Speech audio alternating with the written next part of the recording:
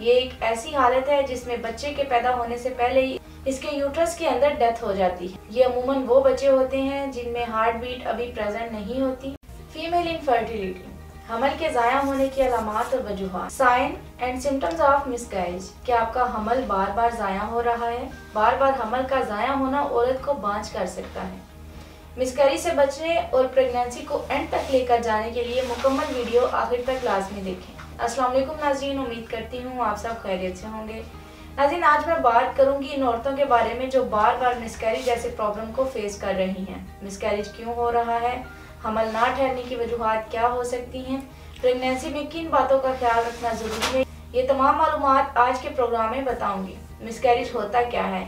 ये एक ऐसी हालत है जिसमें बच्चे के पैदा होने से पहले ही इसके यूट्रस के अंदर डेथ हो जाती है। ये अमूमन वो बच्चे होते हैं जिनमें हार्ट बीट अभी प्रेजेंट नहीं होती। एक तहकीक के मुताबिक 20% फीमेल्स मिसकैरेज का शिकार होती हैं।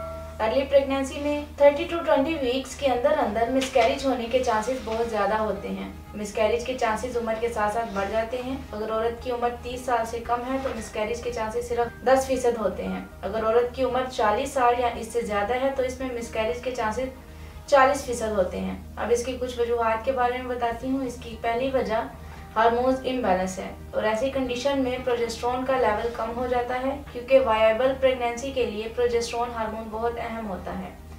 इसके अलावा दायमी कब्ज की वजह से मैदे और आंतों में नुक्स और जहरीले मादा पैदा होते हैं जो खून में शामिल होकर अज़ाए तौलीद पर असर अंदाज होते हैं, जिससे प्रेगनेंसी के शॉर्ट वीक्स में ही मिसकैरेज हो जाता है। प्रेगनेंसी के दौरान बहुत ज़्यादा एंटीबायोटिक्स मेडिसिन का इस्तेमाल मिसकैरेज का बायस बनता है। वो खवातीन जिनको ओबेसिटी है, वो खवातीन जिनकी प्रीवियस प्रेगनेंसी मिसकैरेज में एंड हुई हो, इनमें मिसकैरेज के चांसेस बहुत ज़्यादा होते हैं। इसके अलावा मिसकैरेज की वजह एबनॉर्मल प्लेसेंटा भी है।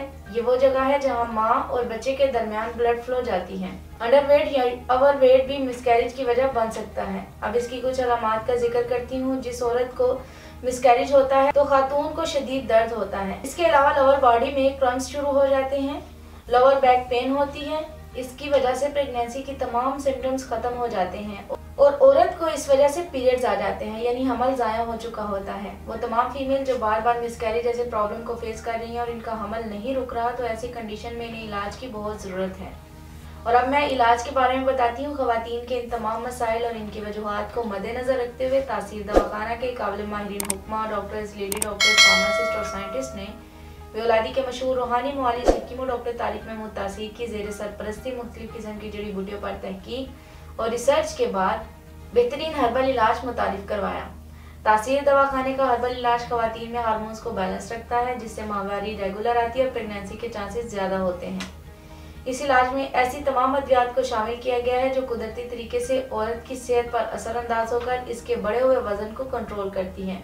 इसमें प्रोजेस्टेरोन के लेवल को नॉर्मल करती है। ये इलाज हर तरह के केमिकल स्टेरॉइड से पाक मुकम्मल तौर पर हर्बल है जो प्रेगनेंसी में हाल तमाम रुकावटों को दूर करके औरत को औलाद के काबिल बनाता है। तासीर दवाखाने का हर्बल और कामयाब इलाज आपकी औलाद को खुश शक्ल, सेहतमंद और मुकम्मल खदोखाल के साथ जन्म देने में मुआवन है। हमारे इदारे तासीर दवाखाना से इलाज के बाद बहुत सी खवातीन आज एक मुकम्मल और खुशहाल जिंदगी बसर कर रही हैं और इन्हें औलाद जैसी नेमत हासिल हुई। वो तमाम खवातीन जिनका हमल बार बार ज़ाया हो रहा है, वो एक बार तासीर दवाखाना जरूर तशरीफ लाएं और मुकम्मल चेकअप के बाद अपना इलाज करवाएं और प्रेगनेंसी के दौरान और मिसकैरेज से बचने के लिए खुराक की तरफ ज़रूर तवज्जो दें।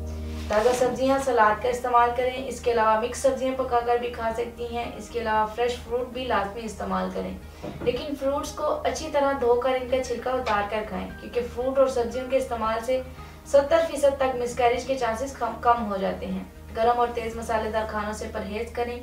इसके अलावा बेकरी की बनी हुई तमाम अशिया का इस्तेमाल तर्क कर दें।